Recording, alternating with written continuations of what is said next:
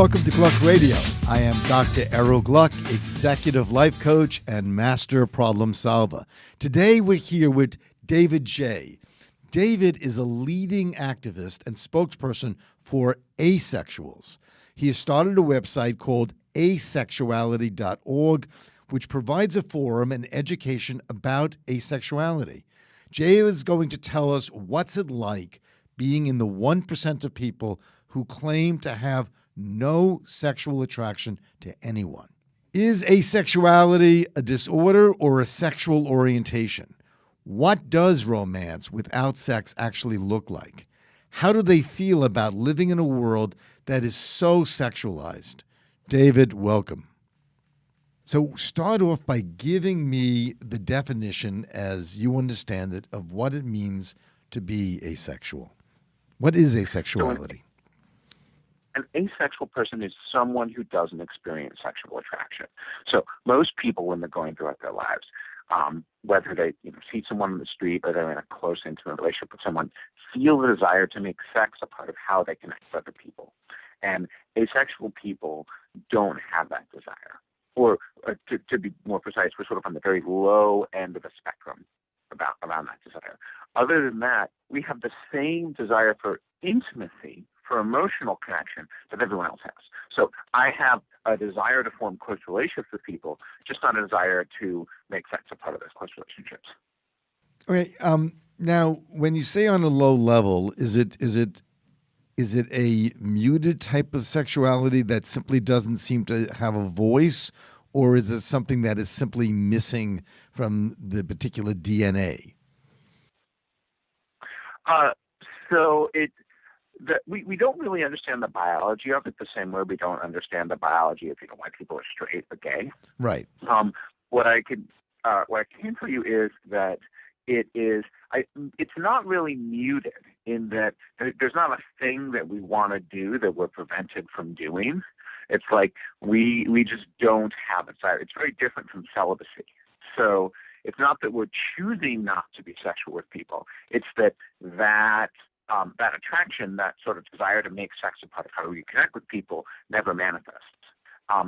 The other thing that is that being said, though, it's important to realize that asexual people our bodies still function the way that everyone else does. So we still can experience arousal. Most of us can still experience sort of pleasure. It's just we don't have a desire to make that part of our relationships. The same way that a straight guy doesn't have a desire to make sexuality a part of his relationships with men. We don't have a desire to make sexuality a part of our relationships with anyone. So will an asexual have the desire to masturbate or wake up with an erection? Yes.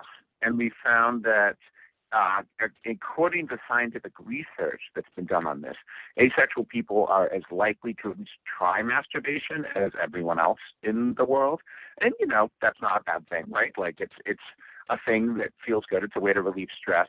It's really different than experiencing sexual attraction in a relationship and like sex with a partner, because it's very, very different than masturbation.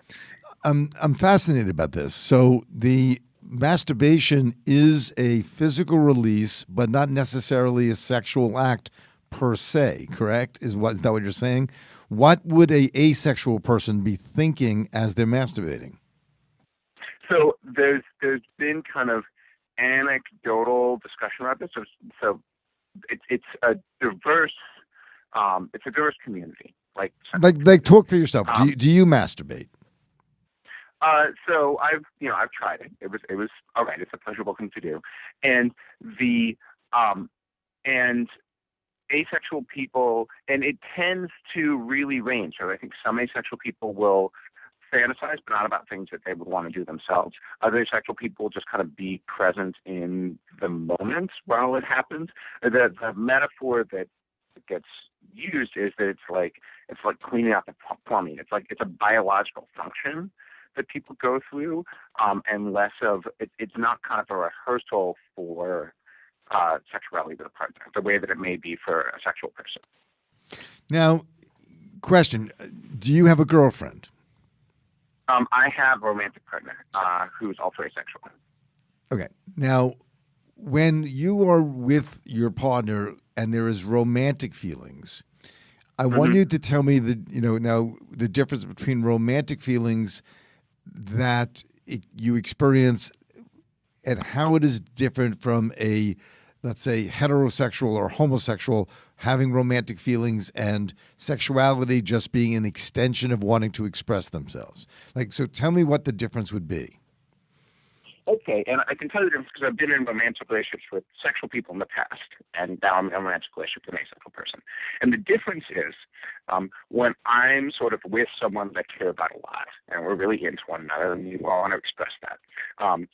If you sort of imagine a giant pie chart, and there's one tiny sliver of that pie chart that is sex, and the rest of the pie chart is anything you can do to express how you feel to another person. Anything you can do with your body, anything you can do verbally, anything you can do intellectually, right? When I've been close with sexual people, we're expressing how we feel about one another everywhere, but there's kind of this gravitational pull from them towards the sex, towards that tiny little bit that's sex. We're kind of like drawn into it. When I'm with an asexual person, we're not drawn in.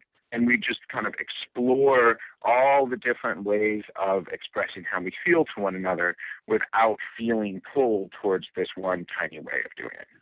Now, maybe I'm using the word sex with too much of a broad stroke. Does that include, in expressing the way we feel, would that include a back massage, tickling? Would it include, gentle kissing or a warm embrace? Is that sex, or is that just normal romantic expression? So many asexual people, including me, really like touch. And there's lots and lots of ways we can be physical. I'm using sex to refer, so it's a definition that changes for everyone. For me, it kind of means stuff that has to do with genitals. Like for me, when touch begins to be really focused on genital stuff, it kind of just stops making sense to my body in the same way that a back massage or cuddling makes sense to my body. So will kissing make sense to your body? Yeah, and that changes from person to person. So for me, I really like kissing, and there's other asexual people who don't. Do you find that most asexuals come out of a heterosexual or homosexual background? So it's a range, and within the community, so even though we don't experience sexual attraction, we do experience romantic attraction. People will feel a strong desire to spend time with someone. And so there are people in the community who are homoromantic, are heteroromantic, are biromantic, panromantic. And we find that there's a full spectrum there. So there's asexual people who are asexual and gay, or asexual and straight. And also, even among people who are asexual and straight, there's a strong affiliation with the LGBT community. There's a sense that that we are part of this big social discussion that's happening around sexual diversity and how to deal with that in a way that's, healthy and sane and good. And so many asexual people will identify as queer, or will feel like we'll march in pride parades. We use phrases like coming out. So in that case, it's affiliated. Now, why? Now, queer in the sense of different, queer in the sense of, how would we use that word? Because asexuality, on some level, sounds as if you are exploring other parts of human interaction and discounting genital interaction. It simply sounds as if that your body is looking to explore in a different way. So how would that be queer? So queer, in the way that I'm using it, is kind of this umbrella term for people who fall out of the sexual norm and the gender norm. Okay, so anything that is out of the norm. Okay, yeah. I got it. And people who are out of the norm and who feel like that's a good thing to be celebrated. And I think that when you look at why we come together as a community, there's definitely, it is a struggle for asexual kids to grow up in a society that tells you you need sex to be happy, How would and you that tells you notice, that you need sex to be intimate. David, when did you first find out you were asexual? It's a big question. When did you first find out that you were asexual? Did you have sexual intercourse and it didn't feel right to you? And how would a parent notice, just the way any good parent wants to support their child, whether they're, whatever their sexual orientation is, how do you notice asexuality within a child? So I came out. I sort of started thinking to myself as asexual around the age of 14. Before then, I'd known that all my friends were talking about sexuality, and sort of figuring out this experience that I just didn't feel, and and the and it wasn't until the age of 14 that I sort of said, okay, this may be more than just a phase that I'm going through or something that I'm going to get over. This may be the way that I am. And I should start thinking about that rather than assuming it's going to change. And that was really scary for a long time. It took me all of high school, really assuming that there was something pretty deeply wrong with me to get to the point where I said, you know what, I think this might be okay. And when I got to that realization around the time when I started college, I came out to my parents, and at first they were really concerned. They wanted to, they thought it was a phase I was going through. They wanted to make sure I wasn't limiting myself. And then as I shared with them more of my experience as an asexual person, they came around and are now incredibly supportive. Now, wouldn't asexual... And there were a couple other questions in there too. Yeah, there were lots. I just want to interject this. Would an asexual man or an asexual woman, would they have the same testosterone or the same hormonal levels as a heterosexual or homosexual? So as far as we know, yes. Anecdotally, a number of asexual people have gotten their hormone levels tested, and their hormone levels are all generally in normal levels. I know that if I had low testosterone, there would be a lot of effects in my body that don't exist. We're still trying to get better scientific research on it. Unfortunately, in the U.S., it's hard to get research funding on sexuality that's not curing an STD or researching female Viagra. It's the only two things that get funded. And so we haven't gotten as much science as we'd like. Okay, great. So answer the question. Now, your parents, you feel, handled it right? And how would you notice that a child is leaning towards asexuality? Were you a social child? Yes, I was very outgoing. I'm still very outgoing. I have lots and lots of friends. That, like everything, is a spectrum. It's a very diverse community. So there's social people, not social people. People have a really strong desire for intimacy. People who, have big crushes and fall head over heels in love every other week. People who tend to be more reserved in how they experience intimacy. If you're a parent and you're wondering whether or not your kid is asexual, sort of the first thing I'd say is don't try to guess. We make a really big point in the asexual community of saying, and asexuality is a tool and not a label. It is a word that people use because it makes sense for them to use it. And if someone hears the word asexual and thinks, wow, that really resonates with me, or they hear the word gray A, which is the word for people on the spectrum between sexual and asexual, and they say, wow, the word gray A really resonates with me, then they can pick that word up and they can use it, and everyone in the community will respect it. But if someone hasn't used that word yet, then we won't put it on them. We'll never point at a person who doesn't think of themselves as asexual and say this person's really asexual, because that's not our role to do that. And so I would say, if you're a parent, don't try to guess whether or not your kid is asexual. If your kid comes out as asexual, then great, that's a thing to celebrate, and you can do research on the asexual community at asexuality.org to learn more. It's a great community. There's a lot of support there. There's a lot of really positive experiences of intimacy and life and everything that people in the community are having. So when your asexual kid comes out, it's not like they're missing out on something important, but I would say really deeply important in life. And I would say the other thing to be aware of is if if you're a parent and you have a kid who is not, doesn't seem to be interested in sexuality in the way that you expected your kid to be interested in sexuality, then I wouldn't necessarily jump to the conclusion that that's a problem.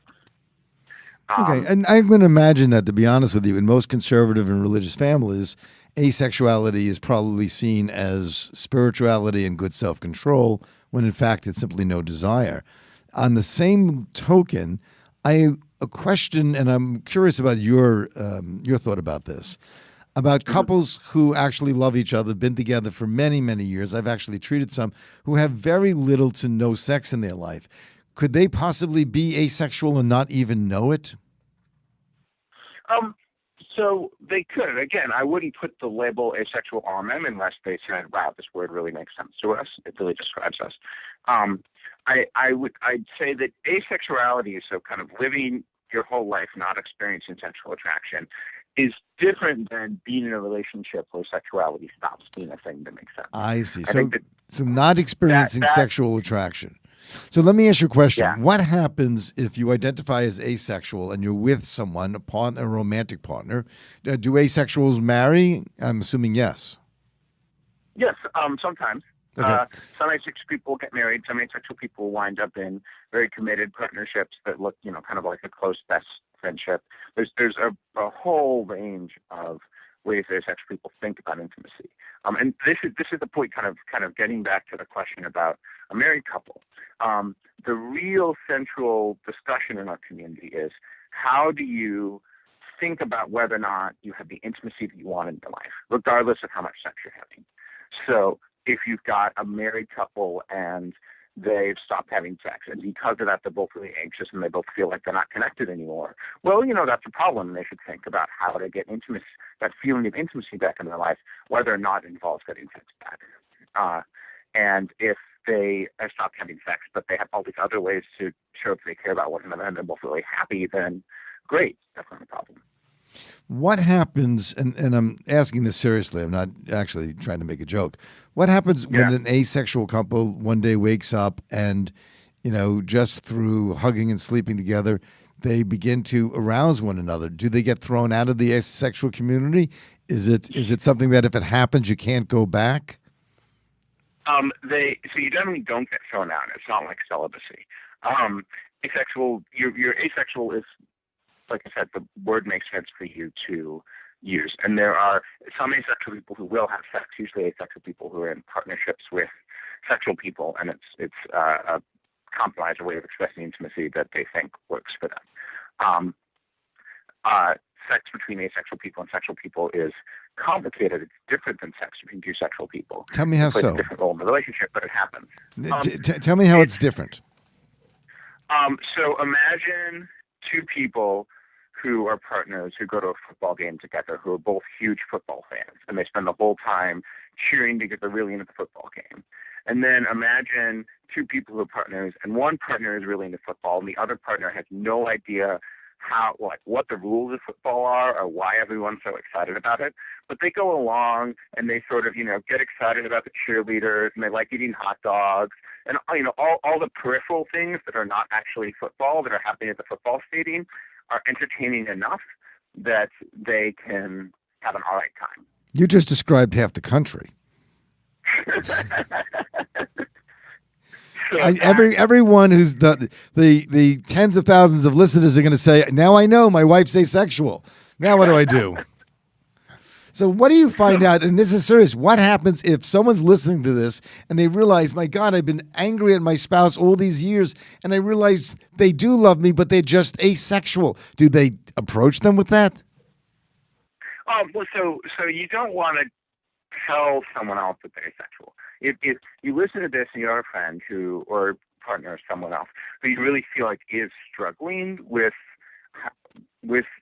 how sexuality fits in their life and not feeling understanding a lack of sexuality in themselves, then letting them know that community exists, letting them know that resources exist in a very subtle way can be helpful. I think that the most important thing to do, if you think this applies to you or if you think that this applies to something you care about, is to really kind of reframe intimacy to be more than sexuality. To think, all right, what are all the different ways that I'm developing the relationships that I want in my life? What are all the different ways that I'm exploring the kinds of touch that I want in my life that that are kind of bigger than sexuality? Because that tends to be where. But David, shouldn't we be doing yeah. that anyway? Even if we're even if we're heterosexual, homosexual, shouldn't we still explore the different types of intimacy outside of sex? Oh yeah, totally. And I think it just becomes more important when talking about the asexual community, because that's how you access intimacy and how you access connection. Period. But I think it's something for everyone to be doing, definitely. So give me an idea of a wonderful asexual date.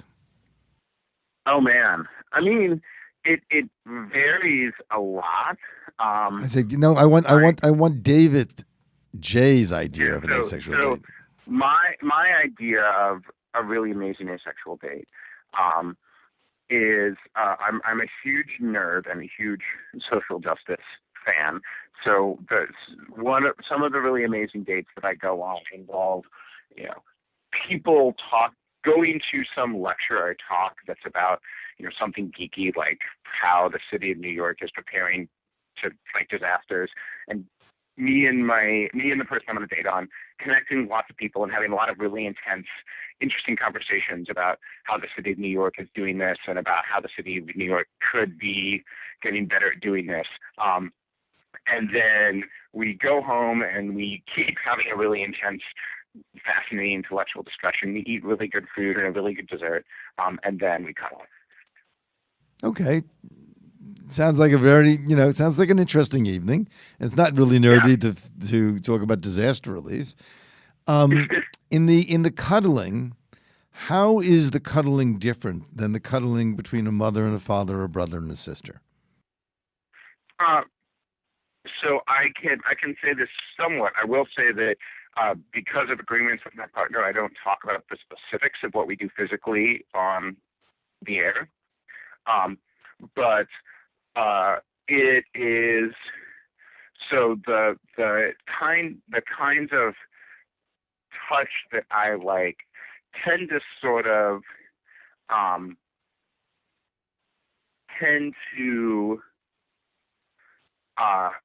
it tends to range. So there are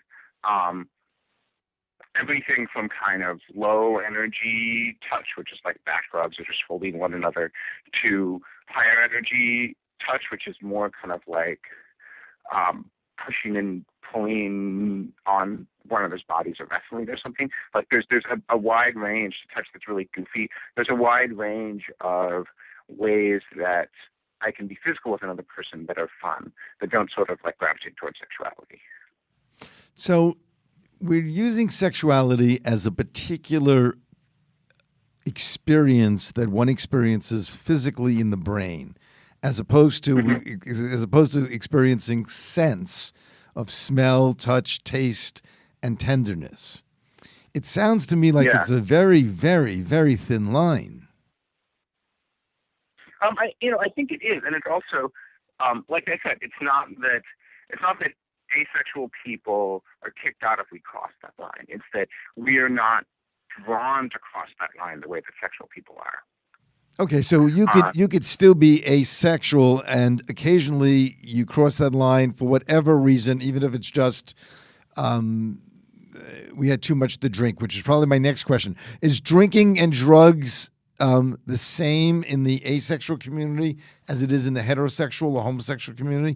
Do you find there's any differentiation in how much they drink or recreational drugs, like alcohol or pot? I found when I hang out with asexual people and gray A people, most people tend to drink less than in the sexual world, and I don't know why that is, but anecdotally, there's sort of less interest. That could be random. I do know that for me, when I'm in social situations, like parties, which I love going to parties. I'm a big partier. everyone else tends to be drinking, and part of their drinking is that it makes them less inhibited. And it's kind of easier to sort of be free-flowing and sometimes easier to hit on people when you're drunk. And for me, when everyone else is being free-flowing and hitting on people, I have to kind of do this mental translation work of turning their sexuality into something I understand and figuring out how I'm going to interact with it, because it's not intuitive for me to be in situations with sexuality. And so it's easier for me not to drink because I kind of need my mental facilities to navigate that. David, what you need to do is when they get sexual, just ask them, how would you feel if New York was going to blow up tomorrow? Just go back to disaster relief. That'll always sober them up. You know. How would I feel about what? If New York was going to blow up tomorrow, you know, something that would make them think. No, I'm only teasing. Question. Because of the need for bonding, do asexual people tend to find that they have more friends? Because generally when people are in sexual relationships, they tend to limit their friendships, and the majority of time is spent with the one person who's their significant other. Do asexuals tend to be more community-oriented and sharing more time with more people because there's not the need for monogamy in an asexual relationship? Or is there monogamy in asexual relationships? So the answer to both questions is yes. Within the asexual community, there's much more of a focus on communities of friends as a source of intimacy. And there's this sense that if you have having a really strong community of friends is as powerful and meaningful and important as having a romantic partner. And for that reason, people won't use the word single in the asexual community. There's this sense that everyone has intimacy in their lives, whether it's intimacy with a community of friends or intimacy with a partner or some combination thereof. And what you want is to ask someone about the intimacy they have, about the friendships they have and the partner they have, and sort of how they're growing that, rather than assuming that if they don't have a romantic partner, then they're quote-unquote not with someone. So, David, if they have a romantic partner, what is cheating like, considering intimacy is experienced differently in the asexual community? How does one cheat as an asexual? So it's a kind of complicated and fascinating issue, and it's something that we're sort of forced to define explicitly in a way that most sexual people aren't. So for me and my partner, we have to sit down and say, all right, what commitments are we making to one another? Just give me an example. I'll only eat a hot dog with you. I mean, tell me what those commitments would sound like, considering that you're not relating to other people sexually. So for us, it is most of our commitments are about how we're there for one another in our lives. So I commit to being there emotionally to support my partner, to sort of spending a certain amount of time together. And if I were to prioritize other relationships above those commitments and stop being able to show up for her, then that would be considered a violation of the commitment in our relationship. We also, we aren't prevented from being physical with other people, but if we're physical in certain ways with other people, then we check in about it, and kind of have a conversation. And so we, in that way, it's almost more like a poly relationship, poly cuddling, for lack of a better word. Yeah. Right, very interesting. Do you find that asexual people are inherently less aggressive, less jealous, less violent, less prone to choose as a profession to be in the military? So I can't really anecdotally answer that question because I don't have many sexual friends who are violent or aggressive, so I can't really compare, or many asexual friends who are. I would say that I don't really have any information to support that question. I do know of a couple of asexual people in the military, and I know of at least one case before back in the days of Don't Ask, Don't Tell, where someone kind of received difficulty being in the military for being asexual. But But I also think that Now, I'm confused. Why would they have difficulty being in the military for being asexual? If asexual, you're not acting out. There's no rules against that in the military. I think that their asexuality was confused with being gay, which is something that happens a lot, and then that led to discrimination. I would also just sort of challenge the idea that service in the armed forces is about a sense of aggression. Like, I think that most people who serve in the armed forces have a very different sense, a very different set of motivations for why that's something they feel compelled to do. No, I completely agree, and I'm 100% behind our military, which I actually admire and appreciate. But one has to have the aggression enough to kill another person, otherwise you can't be in the military. Yeah. What would you want to see happening on a awareness level in terms of making people aware of the needs of asexuals and how to help a asexual child develop more supportively? So I think the key, because the key to helping asexual kids really understand themselves and explore themselves is creating a way that people can explore connecting with other people without assuming that it's going to look sexual. And this is, I think about this a lot, because within the asexual community, most of the people who are really active are people in their late teens and early 20s who are trying to figure out this question, trying to figure out how do I form the intimacy that I want in my life in a society that assumes the only way to do that is through sexuality. Now, and a lot of this. Go ahead. Again, David, because it's confusing. With my friends, I'll hug them hello. With people who I like. They'll normally be the perfunctory kiss, whether it's the European kiss on both cheeks or one cheek, but you would not classify that as sexual. You would classify that as just normal social interaction, correct? Yeah, I would classify that as affectionate. Right. You're not doing that because you're sexually attracted to those people. Correct. You're doing that because it's a way of expressing that you care about them. Yeah. Correct. So how would one even be able to identify an asexual versus just anyone else? So again, I would encourage you and your listeners not to diagnose people as asexual. If someone identifies as asexual, then they're asexual, and you should respect them and use that word. If someone doesn't feel sexual feelings and is really struggling with that, then kind of very subtly letting them know that an asexual community exists is a good idea. If you don't know whether or not someone experiences sexual feelings and they don't appear to be struggling with it, but they're not explaining that to you, then that's none of your business. There's no need to guess. And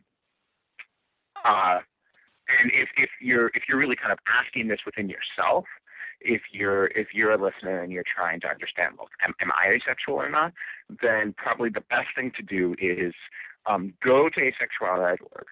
Start reading some of the stories of the asexual community and the experiences that we have, and also people who.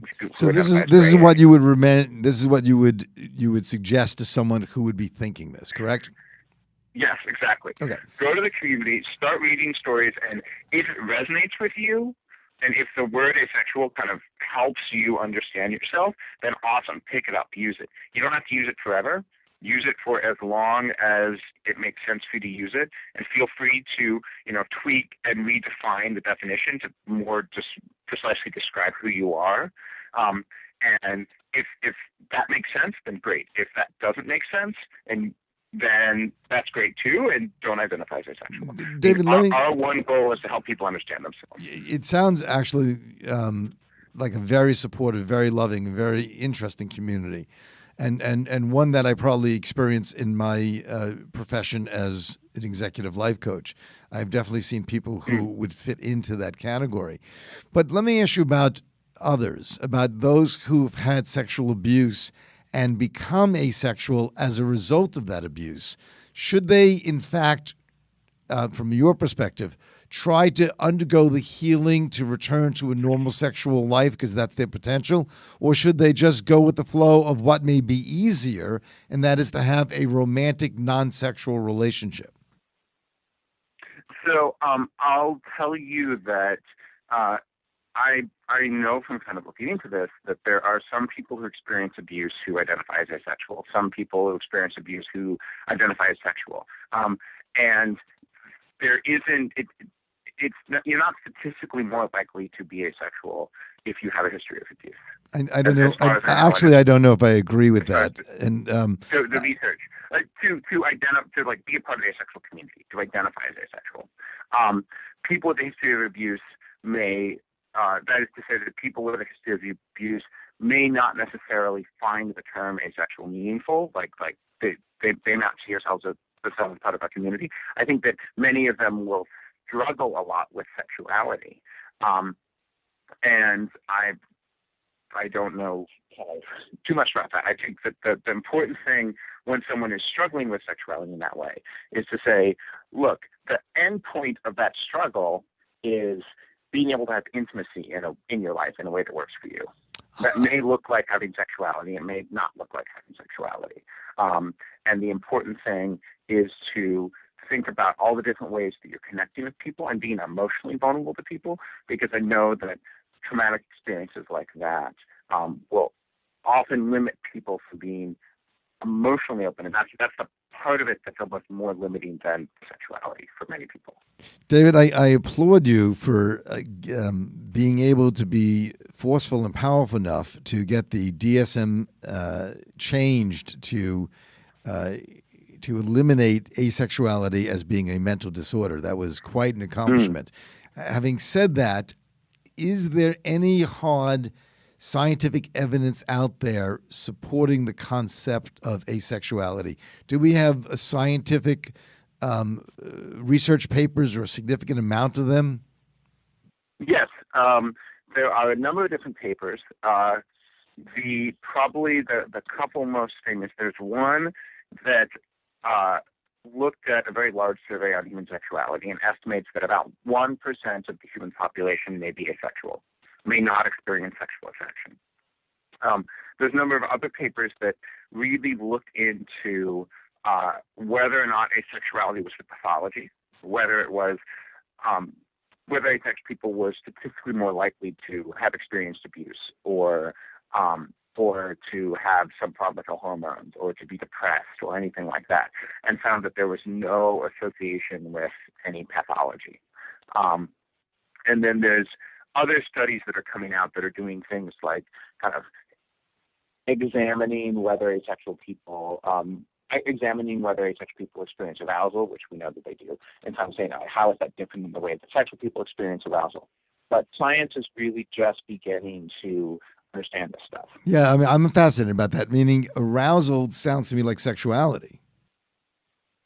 Yeah, kind of like I said before, there's a difference between physically being aroused in your body and feeling attracted to someone and feeling desire to be sexual with them, and that's where asexuality is departs from sexuality. So one could feel an attraction to someone and feel as if they want to be intimate with that person, and yet still not identify that as sexual per se. Yes, and not feel a desire to engage in sexual acts because of that. David, your subject matter is completely fascinating, and you are candid and direct and very well represent the movement. How long has this movement been around? Obviously, asexuals have been around forever, and this may be a hard question. From a Maslow's perspective of survivability, where sex is something that is put into the human DNA in order to make sure the species doesn't die out. Is asexuality an aberration or an evolutionary step forward? So two really different questions. I'll answer the first one first. The asexual community, also called the ace community, ace is kind of a slang term for asexual, like gay instead of homosexual. The ace community has been around since about 2001. I founded it when I was a freshman in undergrad. So about 12 years. And we've grown a lot since then. We now have about 80,000 members. We are represented in, have been translated into over a dozen languages. So the people talking about asexuality all over the world. We coordinate. We have international conferences.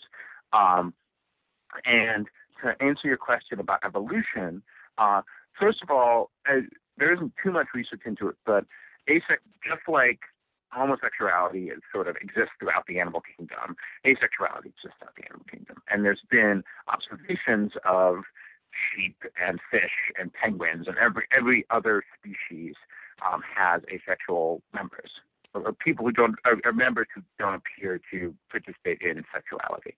And if you think about it from an evolutionary standpoint, sexuality is just, it's a really, really complicated thing for a little piece of DNA to program, right? A little piece of DNA knows how to make proteins. And going from proteins to, I've built a brain that sees a particular kind of person and wants to do these very particular acts with them, is really, really complicated. We're bound to be very, very diverse in how we want to do that or don't want to do that. And that's a good thing, right? Diversity in any species is important for that species to survive. And I think that in the human population, if you look at, our evolutionary trick, like, people aren't successful as a species because we know how to have sex with one another. People are successful as a species because we know how to form very complex, deep relationships with one another, and we know how to form a lot of them. And that's what allows us to form cities and civilizations and to build lots of amazing technology and kind of survive in every environment on the planet. And so as an asexual person, I'm contributing to the species survival by contributing to the community and the culture that we've built. And often by, raising kids, even if I don't have a desire to kind of move my DNA to a next generation. And I would add just one thing, which is if anyone's curious about this, there's a really excellent documentary on Netflix and Hulu right now called Asexual, which talks about our community, which is a great way to learn more. It's been a fascinating interview, David, and you keep up the extremely good work of helping people identify with who they are. So many people suffer from what I call TID, temporary identity disorder, and it's very, very difficult to be happy unless you know who you truly are. And I think that you're helping people do that. So thank you. Thank you. I'd like to thank my guest, David J., once again for appearing on our show. If you like to go to his website, which I would encourage you to do, to learn more about asexuality, because it's fascinating, visit asexuality.org. I am Dr. Errol Gluck. Remember, to every problem there is a solution. Please check out our other episodes. They're fascinating. www.gluckradio.com. We have some fantastic shows coming down the pike. You really won't want to miss them. Till next time.